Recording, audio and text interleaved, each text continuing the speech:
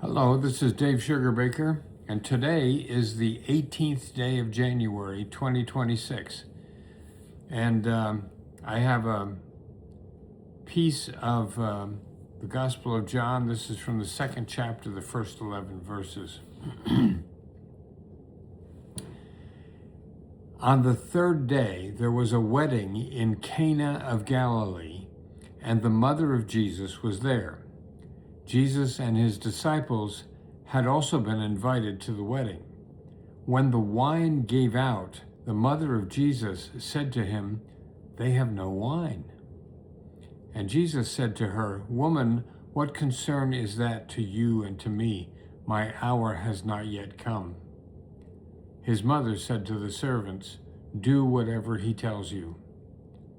Now standing there were 6 stone water jars for the Jewish rites of purification, each holding 20 or 30 gallons. Jesus said to them, "Fill the jars with water." And they filled them up to the brim.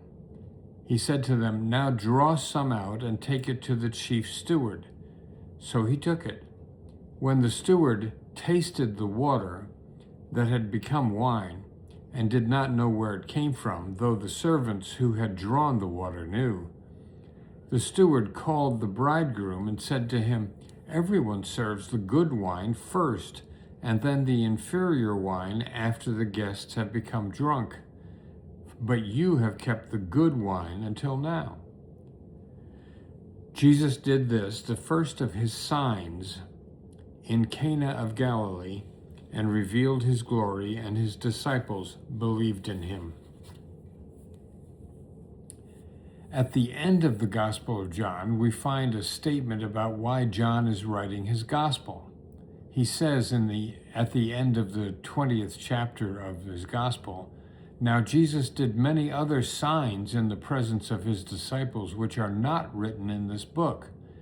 But these signs are written so that you may come to believe that Jesus is the Messiah, the Son of God, and that through believing you may have life in his name." The first sign in John's Gospel was Jesus turning water into wine. Cana was a small village in Galilee. It's possible the whole village, including Mary, Jesus, and the first few of his disciples, were all considered appropriate guests because they lived there at the time. Marriage took place at a relatively young age for Jews at the time of Jesus. Most rabbis proposed age 18 for men, and young women married as soon as they were physically matured, approximately the age of 13 or 14. And this is the age of Mary, the mother of Jesus.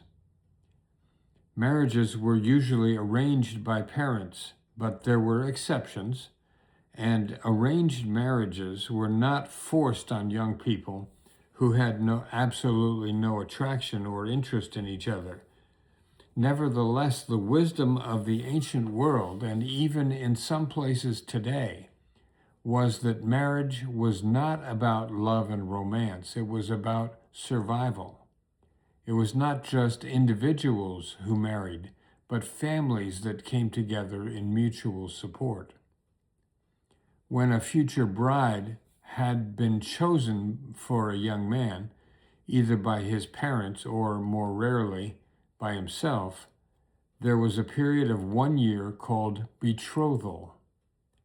And during this time, the couple still lived apart.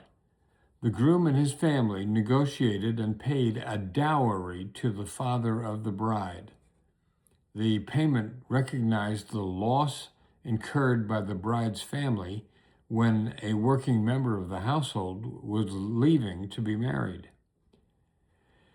After the period of betrothal, after all the agreements were made, the wedding could take place. At the beginning of the wedding, in the evening, the bridegroom, accompanied by his friends, went to fetch his betrothed from her father's house. And he would wear particularly splendid clothing, sometimes The groom would even wear a crown. A procession was formed under the direction of one of the bridegroom's friends, who acted as the master of ceremonies and remained by the groom's side throughout the celebration. The bride was carried in this procession on a litter. She would be beautifully dressed. Along the way, people would sing traditional wedding songs that were largely drawn from the Song of Solomon, or the Song of Songs in the Bible. Who is this coming up from the wilderness like a column of smoke, perfumed with myrrh and incense, made from all the spices of the merchant? That's from the Song of Songs. When the procession reached the bridegroom's house, his parents would bestow a blessing on the couple from scripture or from other sources. After prayers, the evening was for games and for dancing. This is the first evening of a wedding. The bridegroom took part in the festivities, but the bride, newly arrived from her home to the groom's house, the bride withdrew with her bridesmaids and friends to another room reserved just for her. The next day was the wedding feast. The bride, dressed in white, was surrounded by her bridesmaids, usually 10 in number. She sat under a canopy, a huppah, perhaps constructed earlier by the groom, while traditional songs and blessings were sung and recited. In the evening, the groom arrived, I don't know from where. Although the exact words are not known, there seems to have been a kind of a ritual dialogue between the bride and the groom. It may have been from the Song of Songs, where the bride says, "Let him kiss me with the kisses of his mouth, for your love is more delightful than wine. Pleasing is the fragrance of your perfumes. Your name is like perfume poured out. No wonder the young women love you.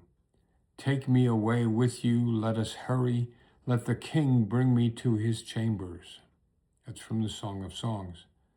And the groom responds, "Arise, come, my darling, my beautiful one, come with me, my dove in the clefts of the rock, in the hiding places on the mountainside.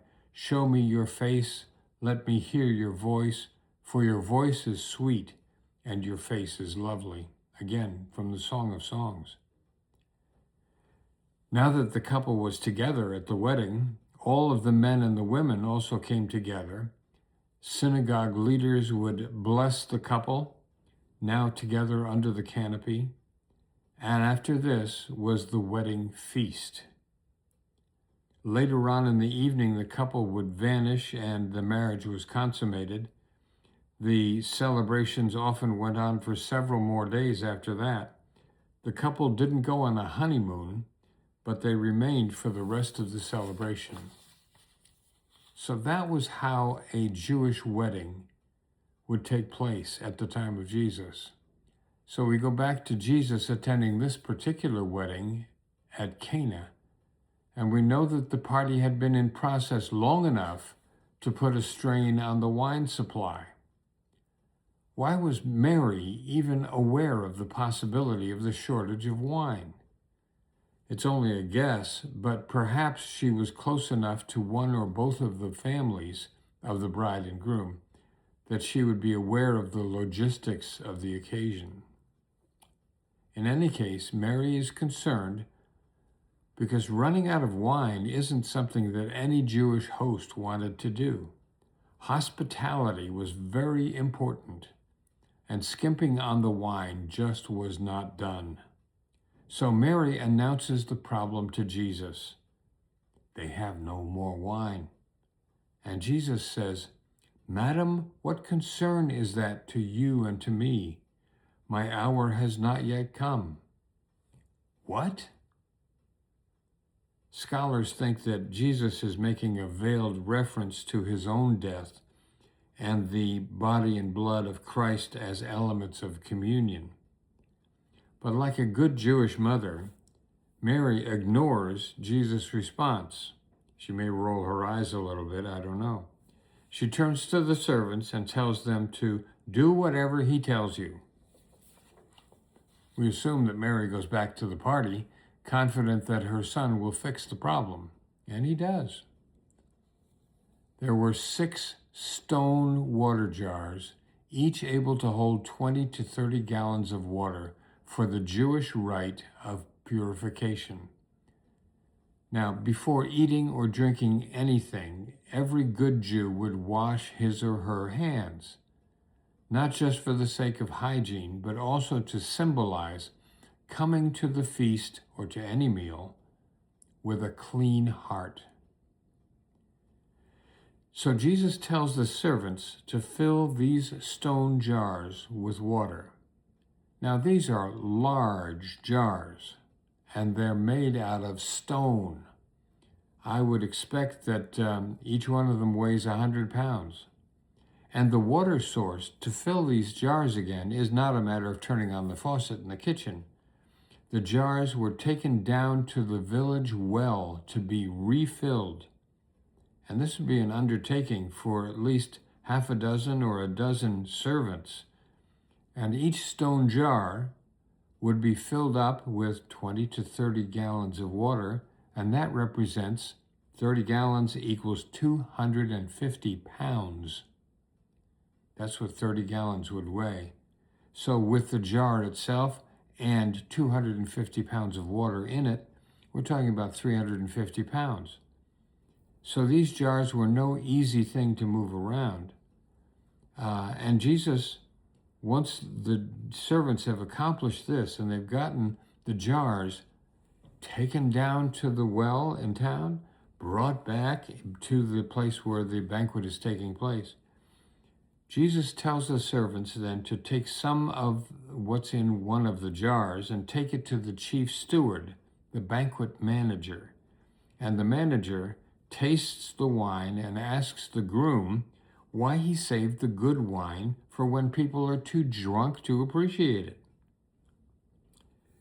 Then the gospel writer says, Jesus did this, the first of his signs, in Cana of Galilee, and revealed his glory, and his disciples believed in him. So, a few things we have to remember. We have to remember that Jesus enjoyed weddings and banquets and parties. Jesus knew how to laugh, and he was a great storyteller.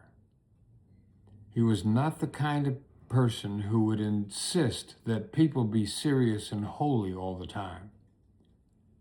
I'm sure he understood that there was a time to celebrate the landmarks in our human life. When it was time to give blessings to the bride and groom, I'm sure Jesus had a really good one for them. And when it was time to dance, I believe Jesus would not have been standing on the sidelines. Now, God bless you. Stay safe these days. Stay warm these days. And if you find value in this, I appreciate you passing it along. So God bless you. See you soon. Bye.